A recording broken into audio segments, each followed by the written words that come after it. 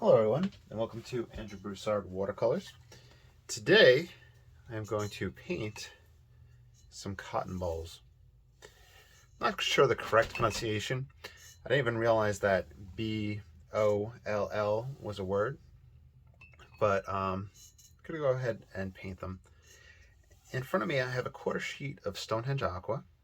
It is 140 pound cold press, 100% cotton. I'm saturating this paper with a large hake brush, and then from there we'll get started. I don't think I have any images I can share with y'all. I was looking online and the free resources for these type of photos don't really seem to be there. It's more kind of like the clip art or the art that you'd add to a PowerPoint presentation. So you might have to do a little bit of searching on your part to see what they look like. But the approach that I've been using for them is pretty easy and should be really easy to replicate. So with this, like I said, I saturate the paper. I then am going to apply some washes to this paper. I'm going to grab some raw sienna. We'll just play around and have a nice background. I don't think I really want any brush strokes to show through. I think you can pretty much do whatever you want with it and have fun. In fact, let's go ahead and just feed different colors and see what happens. Try to get a nice uniformity. I'll play with more earth tones. This is raw sienna and burnt sienna.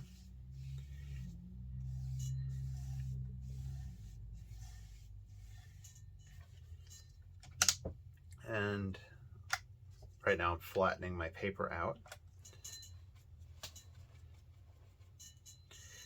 And while I do that, please consider liking and subscribing. And if you want to support this channel, I do have the Patreon account down below. So this is ultramarine blue.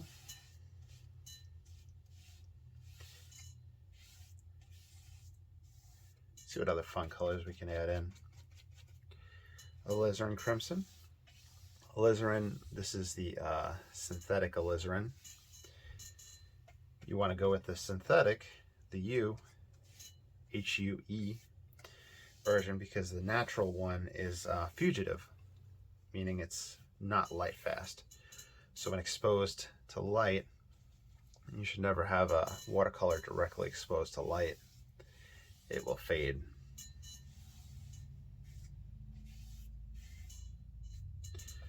Let's see. Let's even add some green in just for fun. Just a variety.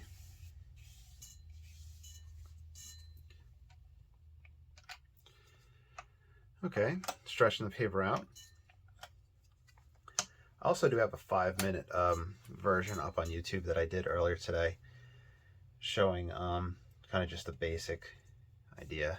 I do want to bring out a little bit more colors back in this background. Reason being is I'm going to use the white of the paper to bring out the white of the cotton. I think one thing you might want to avoid is using pigments that are staining, like a phthalo type pigment. That might make it a little bit difficult to lift out. You could also just feed colors in and shift the paper around if you want. Anywho, now I'm going to come up with my composition. What I think I'm going to do is, and this is just kind of planning out on the spot, I do have my Kindle open on the side. Like I said, there's not much resources for these pictures, or at least it's not popping up for me. But I'm just going to put a general idea. You don't need to do this stage. I'm doing this right here just, like I said, compositionally, since I don't have a picture that I'm really working from. I think that's what I'm going to do. So I'm going to take a paper towel and I'm going to use it to lift up where I want the highlights, the very top whites of the cotton to be. So I'm utilizing the white of the paper. And it seems in general that they can be in groups of 3 or 4 within it. Unfortunately, I'm not familiar with the technology, the terminology. Oddly enough, my coworker, who, my buddy Shane, he, I think, had grown cotton at one point. He was talking about white cotton and brown cotton. I guess there was different types. But he's the the ag science teacher. So all these little marks, these are going to be the white of the cotton. Okay. I'm just trying to make the composition interesting. I'm going to go back to my hake brush. I'm going to grab some ultramarine blue. And I found that feeding this grayish blue onto the bottom portions will help add a little bit of dimension. So I'm going to do a little bit more wet and wet work.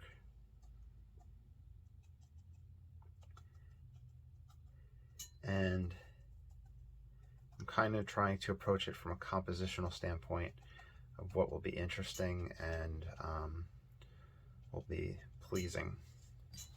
And if there's something you don't like in this stage, you could go back and lift. You can soften some of these blue edges if you want, and just get a variety in there.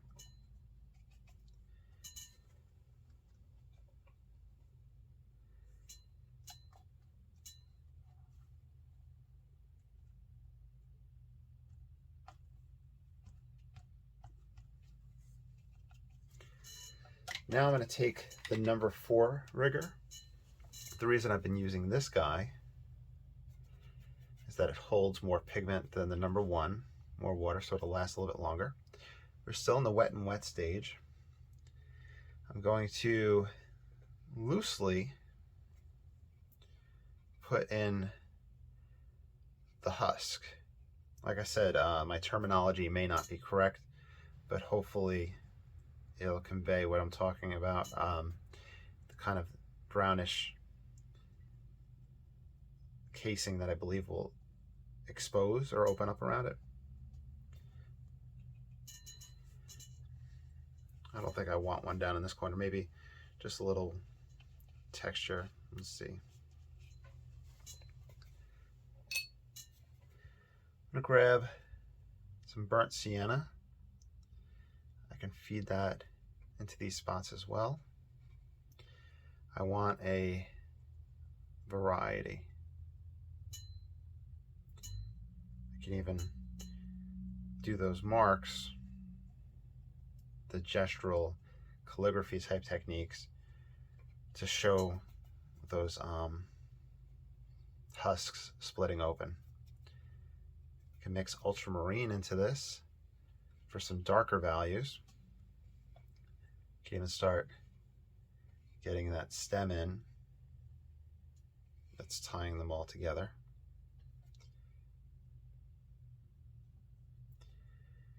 I wouldn't be surprised if you can go to Hobby Lobby or an arts or crafts store and find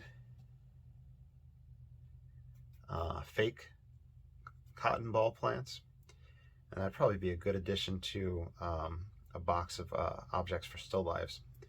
I have different flowers, but I don't have cotton balls. Just getting those marks.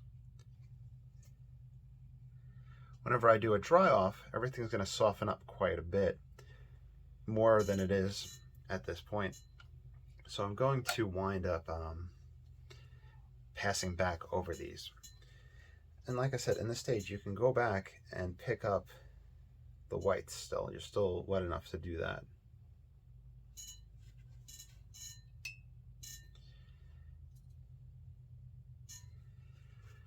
So I'm going to pause the camera. I'm going to do a dry off and we'll do our next stage.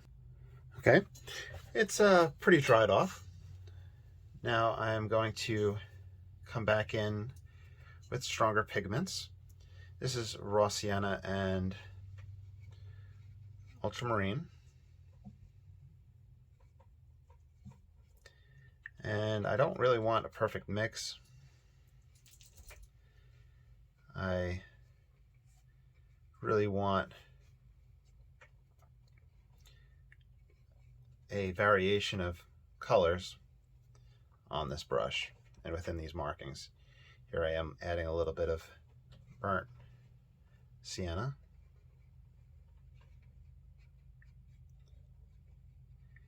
And I'm creating those husks that are opening up.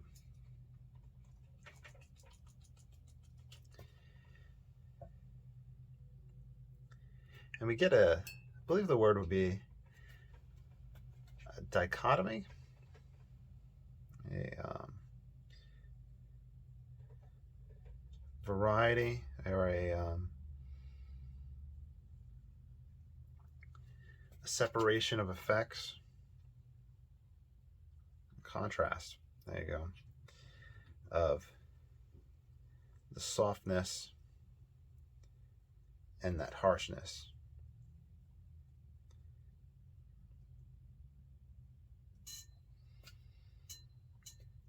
Let's get a darker color. So ultramarine and burnt umber mix will give you pretty dark. And I'm trying not to pass it directly over, but it's just attempting to give depth and shape to these guys. If you know about cotton, please let me know in the comments down below the terminology. And if there's any gestural marks that I'm creating that you'd say, you know what, you wouldn't quite find that in a field of cotton. Or what do you think would be the gestural mark that would say, hey, this is cotton? What do you think defines that in your mind?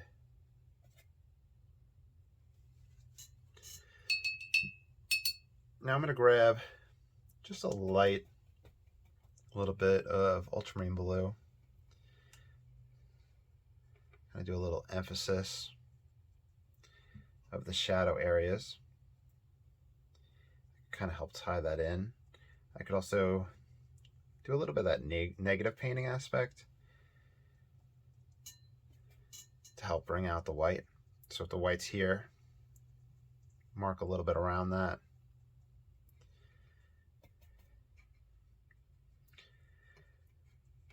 In art books or lessons or experiments, you'll often see or read an artist saying, if you want an area to be lighter, you can darken the area around it as opposed to lightening that area up. If you want an area darker, you can lighten the area around it rather than darkening that area. So keep those in mind and just have fun. Make the gestural marks. Keep the brush strokes loose. Just feeding a little bit in. We're nearing the end point for this. I don't know if I've mentioned it, but I do have a shorter video of it on YouTube. I also have exclusive content on the Patreon account. Please like, subscribe, and follow. You can check out the Patreon if you want to support this channel at all. I'd greatly appreciate that.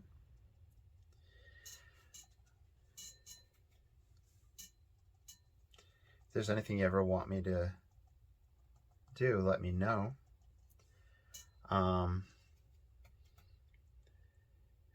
This was suggested by a nice lady in Arkansas. I think it's Arkansas. And I had painted one for her and mailed it up to her.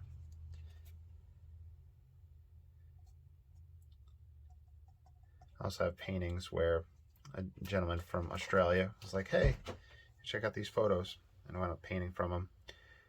So, hit me up on social media. And if you ever follow any one of these tutorials, feel free to follow. Feel free to sign your own name to it. If there's ever any, if you ever want to sell anything you do that you follow, do from a painting that you follow, tutorial, you're more than welcome to sell it. But hit me up on social media because I'd like to see your results. I'm just putting the mat over it so that I can figure out where I want to sign it. Sometimes I sign a little too high up, or on an angle or a slant or something, so kind of just want to lay this out. But yeah, it's all about texture, being loose, having fun, playing with the medium. We really didn't need any crazy tools or anything to do this. Let me pause it to dry it, and then we'll see the whole thing. And there you have it. A fun, easy technique that lets you just explore compositional shapes. I hope you enjoyed, and I'll talk to you soon. Have a great day.